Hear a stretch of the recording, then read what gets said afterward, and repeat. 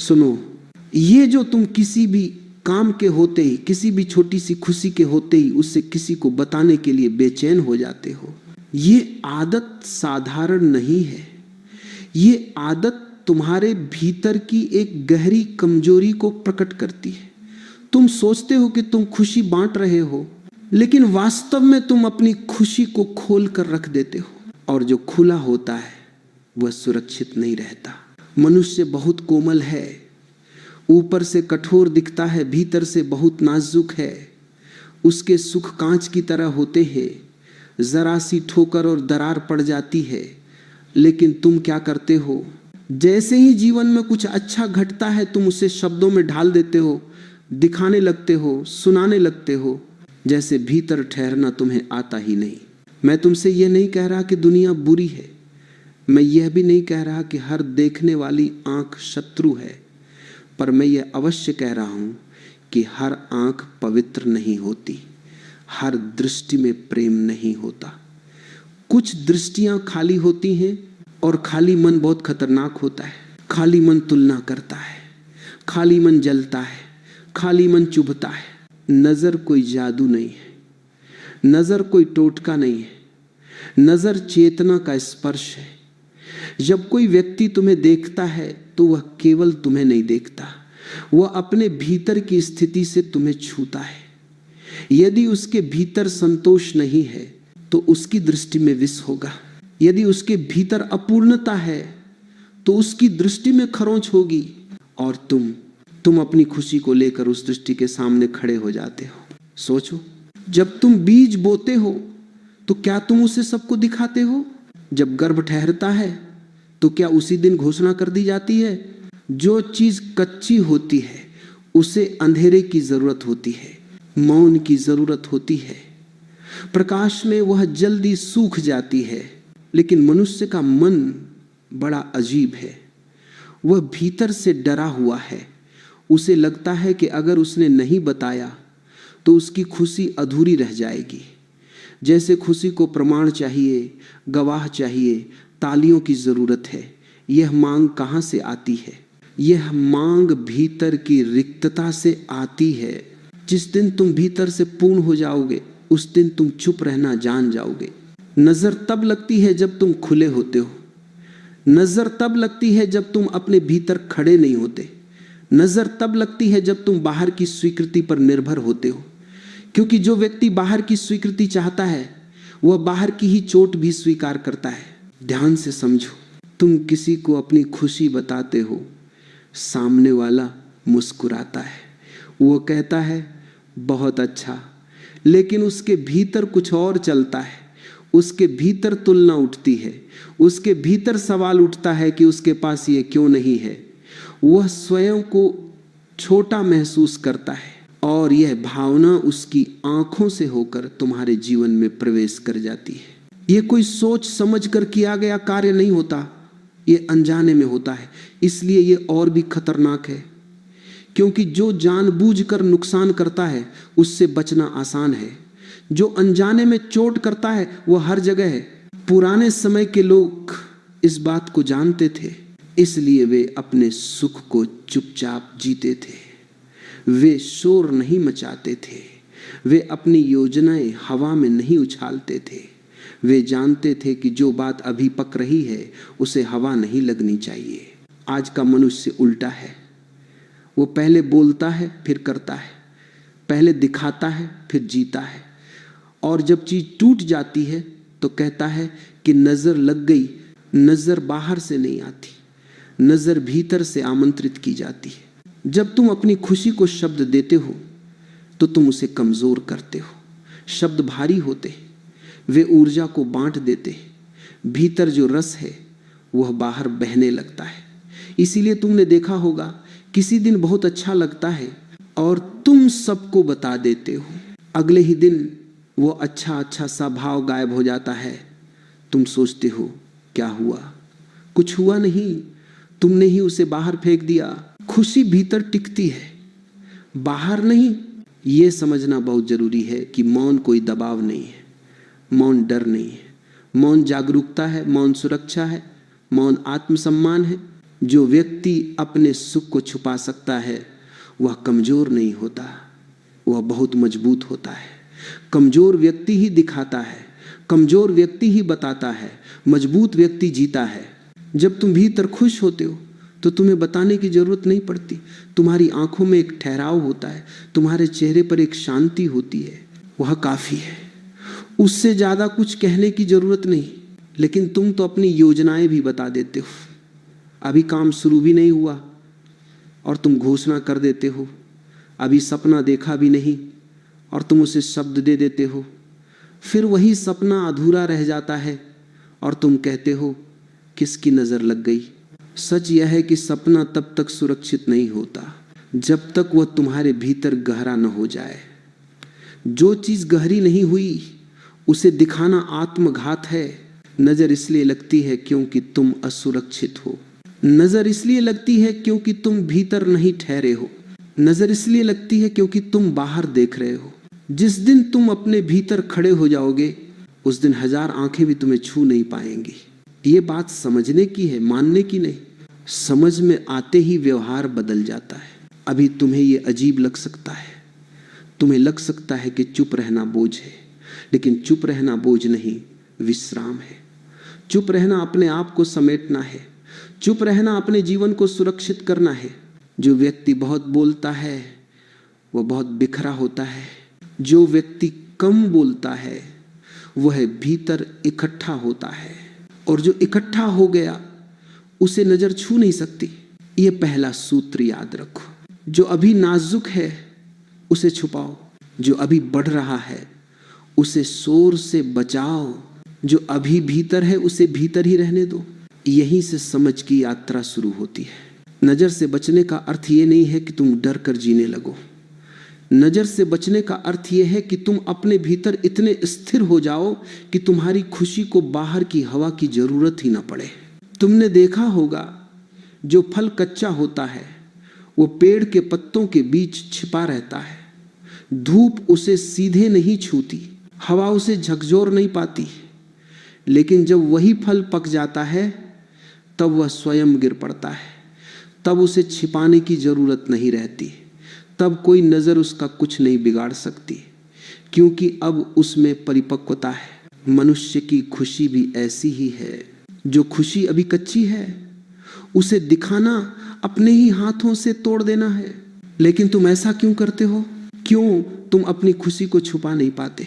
क्योंकि तुम्हें लगता है कि अगर तुमने नहीं बताया तो वह खुशी सच नहीं होगी। तुम्हें लगता है कि अगर किसी ने देखा नहीं, सुना नहीं, सराहा नहीं तो जैसे वो घटित ही नहीं हुई। ये बहुत गहरी बीमारी है। ये बीमारी बाहर से मान्यता पाने की है।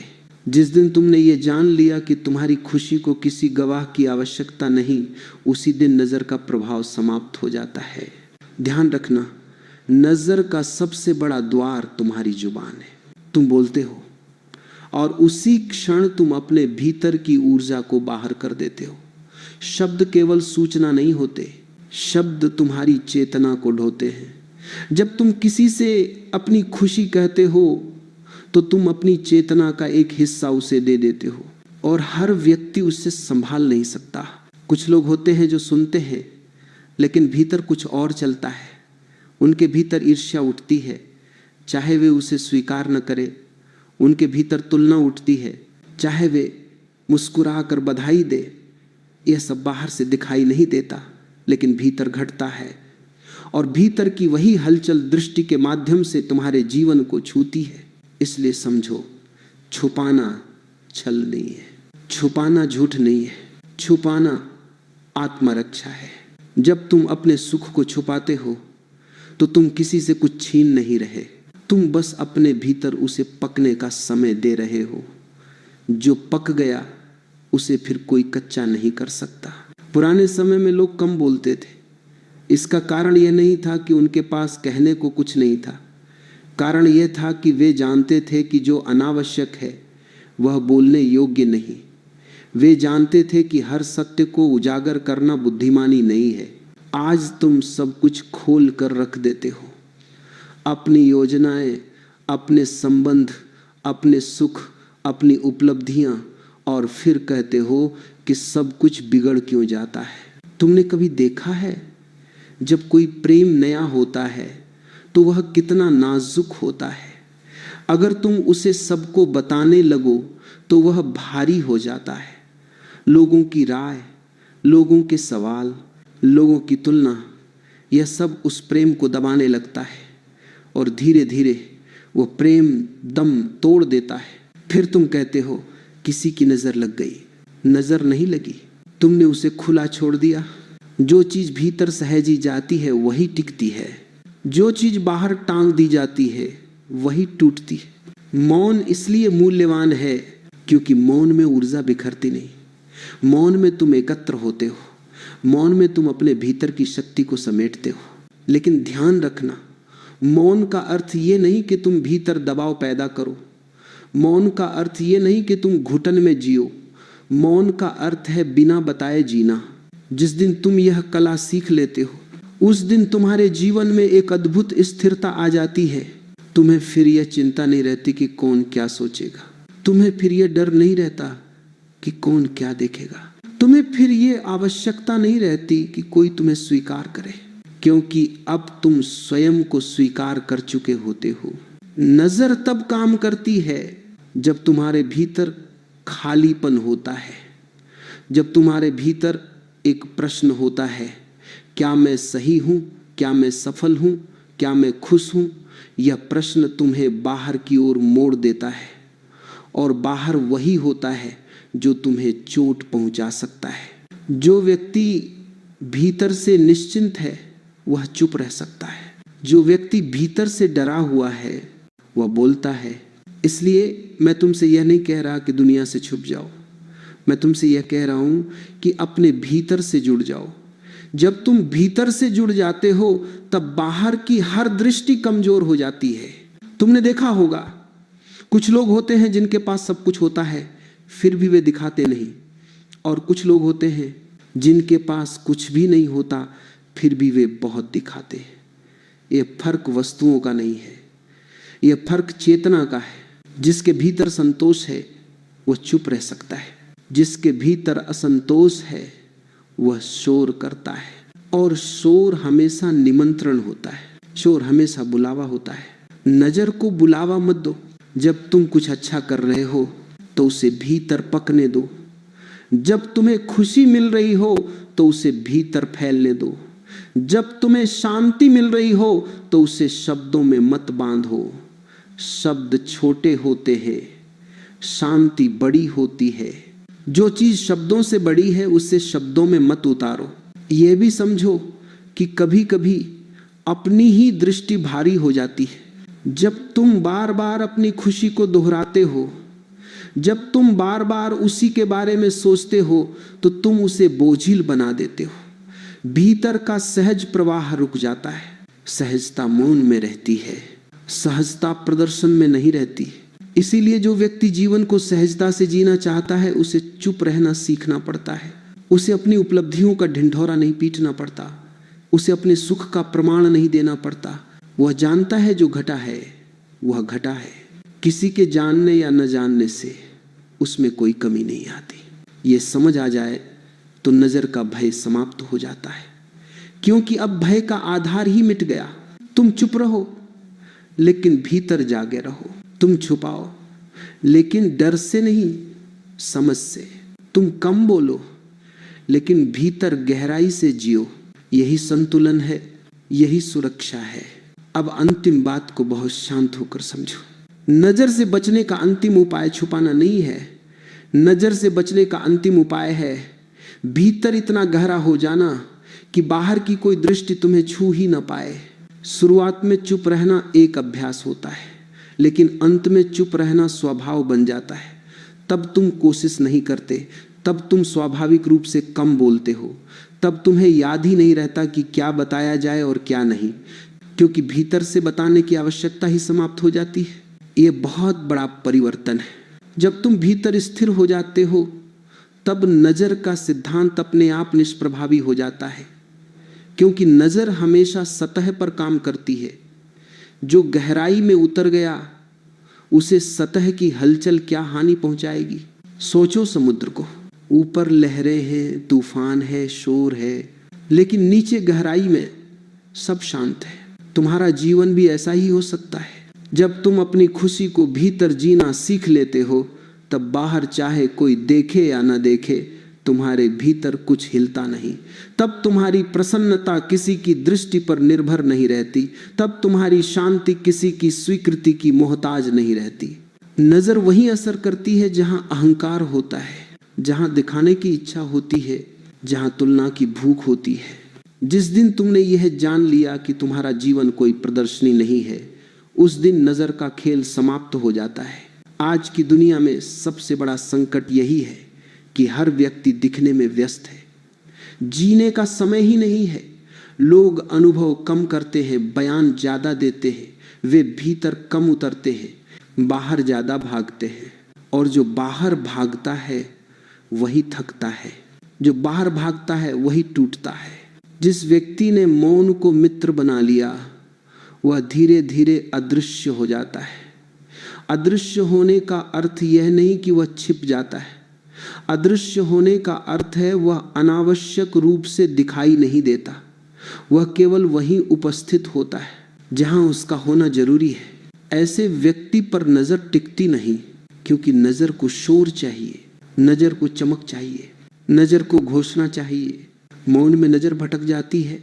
यही कारण है कि जो व्यक्ति बहुत सरल होता है, बहुत सहज होता है, उसे लोग नजर भी नहीं लगाते, क्योंकि वहां पकड़ने को कुछ होता ही नहीं। वहां अहंकार नहीं होता, प्रदर्शन नहीं होता, तुलना नहीं होती। तुमने देखा होगा, साधारण सा आदमी, साधारण जीवन, साधारण व्यवहार, लेकिन भीतर एक गहरी शांति। कोई उससे जलता नहीं, कोई उससे परेशान नहीं होता, क्योंकि वह किसी को चुनौती नहीं देता, वह किसी को छोटा नहीं बनाता। नजर हमेशा वहीं जाती है जहां चुनौती महसूस होती है। इसलिए यदि तुम चाहते हो कि तुम्हारा जीवन सुरक्षित रहे, तो अपने सुख को चुनौती मत बनाओ, उसे घोषणा मत बनाओ, उसे तुलना का विषय मत बनाओ। जो तुम्हें मिला है उसे कृतज्ञता में बदलो, प्रदर्शन में नहीं। कृतज्ञता भीतर होती है, प्रदर्शन बाहर होता है। जब तुम कृतज्ञ होते हो तो तुम झुक जाते हो, जब तुम प्रदर्शन करते हो तो तुम अकड़ जाते हो, और अकड़ हमेशा टूटती है। धीरे धीरे तुम यह भी देखोगे कि जब तुम कम बताते हो तो लोग कम दखल देते हैं, जब तुम कम दिखाते हो तो लोग कम सवाल पूछते हैं, जब तुम कम बोलते हो तो लोग तुम्हें ज्यादा सुनने लगते हैं। मौन में एक अद्भुत गरिमा होती है। एक गरिमा तुम्हें सुरक्षित करती है, यह गरिमा तुम्हें मजबूत बनाती है, यह गरिमा तुम्हें स्वतंत्र बनाती है। तब तुम ये नहीं सोचते कि कौन क्या देख रहा है, तब तुम यह नहीं सोचते कि कौन क्या कहेगा, तब तुम बस जीते हो। और जो जी रहा है वो सुरक्षित है। नजर की सबसे बड़ी शक्ति तुम्हारा डर है।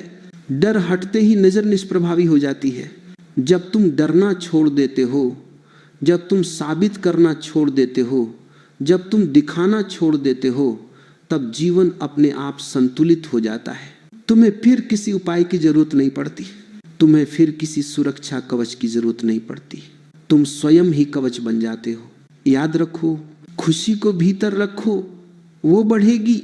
खुशी को बाहर रखो, वह घटेगी। जो भीतर ठहर गया वही अमीर है, जो बाहर भटकता रहा वही गरीब है। नजर से बचने का अंतिम सूत्र यही है, इतना भीतर उतर जाओ कि बाहर का कोई स्पर्श तुम्हें छू ही न सके। फिर चाहे दुनिया देखे या न देखे, तुम्हारी शांति अडिग रहेगी, तुम्हारी खुशी अडिग रहेगी, और वही असली विजय है।